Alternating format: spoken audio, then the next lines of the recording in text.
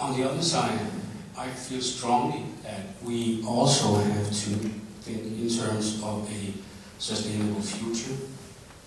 I have been very much inspired over the years of what has been happening with the little island of Samsø out in Kattegat. I don't know if any of you guys know about that, but it's a funny little island.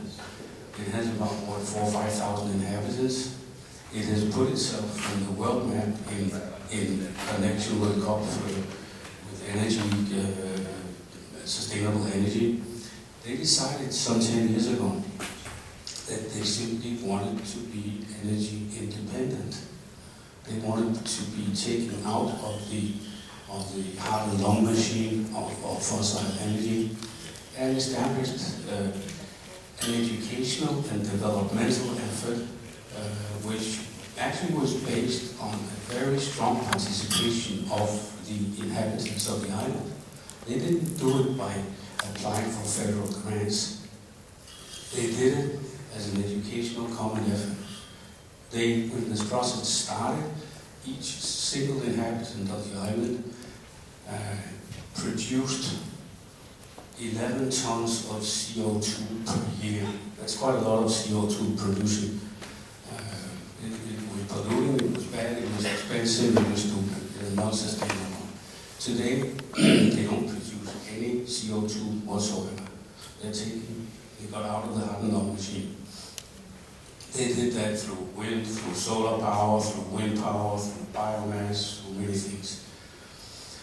I think it would be worthwhile reflecting on trying maybe to make that our common challenge for the future.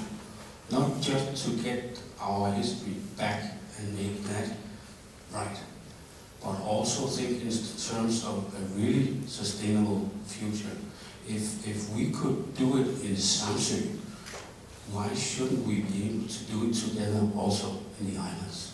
So that's kind of the scope I see for how I could fold out an umbrella, taking both the past and the future, dress it up in a major storytelling way so that I can sell it to the professional financiers to get fundraising, and also at a certain stage make it an obvious success story that would mean that whatever government will be in power will ask to be part of the process. But I think it has to start by bringing together what we've done these 2 days, the most powerful and intelligent representatives from the islands, and then trying to get the little critical mass of intelligence we have in our little kingdom, get that mass of intelligence together also, and then on the basis of a really honest debate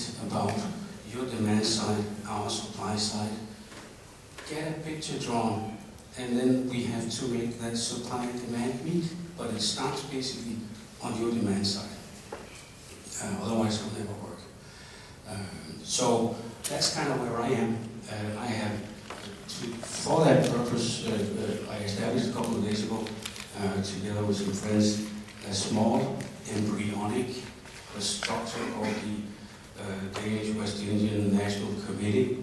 I've actually received minuscule, just a tiny little core funding to set up a tiny little secretariat, which will be helping us to realize these dreams. I have already today met an old colleague from the Foreign Service who has volunteered to join, who is a pro on project design and development. We have enough. You need 3 archaeologists. What was that? Yeah, I mean, with my knowledge of archaeologists in this wonderful little nation, you could have 30 if you really need them. I mean, we're fantastic. You shouldn't educate those guys yourself. We have them. They just need to be brought into the picture and need to learn your reality. We have really a lot of resources that we would be more than happy to provide you with. But again, you have to formulate the demands, and we have to make structures so that you can do it in a very mixed geometric manner. I mean, some kind of I see myself as well, kind of a nice and friendly bathtub. You just got to pour water into it, or rum, or Coke, or whatever. Just keep it streaming in, and then I will try to redirect the streams so that my knowledge of the foundation world and my knowledge of how to use all those resources that we do have in Denmark can be put at use in an intelligent and structured way. So I was actually just here because I wanted to offer my services. I decided to quit my job again. I do that every 6 or 7 years. So by the end of January, I quit my present job, and I actually had planned to announce my focus on 2017 on the 31st of March 2012, but then Ulla got my like everybody else, you know, when she whistles, we dance. So if any of you would like to be part of the process that I try to set in motion, my email is on the list of participants.